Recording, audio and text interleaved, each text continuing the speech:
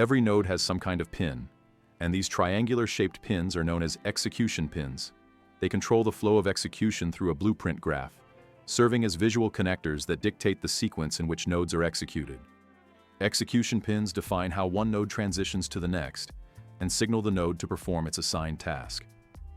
Some nodes, like sequence or for loop, can have multiple execution outputs, allowing you to execute several actions in parallel or in a specific order.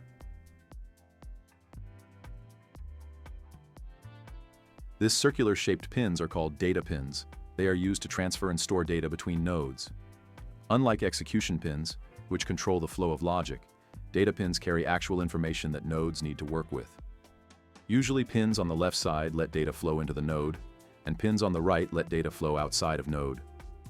Some example of data would be sound, location, rotation, time. You've probably noticed that these data pins come in different colors, and that is to help identify what type of data they are looking for. If you hover your mouse over the data pin you're interested in, the window will pop up and will show what type of data that pin is looking for. Location is looking for vector. Rotation is looking for rotator. Time is looking for float. Because time is looking for float, we can connect float type variable to it. But if we were going to connect our float type variable to rotate, we can't because it's not compatible. Rotation is looking for rotator type. If we were to change values of variables we connected, that would impact this function. If we change value of our float, that would impact start time of this function. Same with rotation or any node that you connect that is on the left side. If you are unsure what type of data something is, you can right-click on that pin and click Promote to Variable. Now click Compile, and in default value you can see what you're looking for. You've probably noticed that wires also have different colors. They are colored according to their data type. Execution wires are white. If you Alt-left click on a wire, it will break connection. If you hold Control and left mouse button on pin, you can move it around without breaking connection.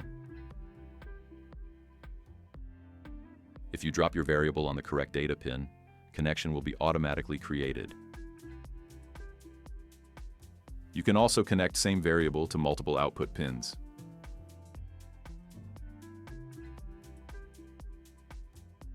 If you double-click on your wire, reroute node will be created. From there you can move your wire around, or you can connect it somewhere. This type of connection with reroute node would be the same as without it. You can use reroute node to make your graph and connections cleaner. And if you right-click on your node and click Break Node Links, all connections will be broken.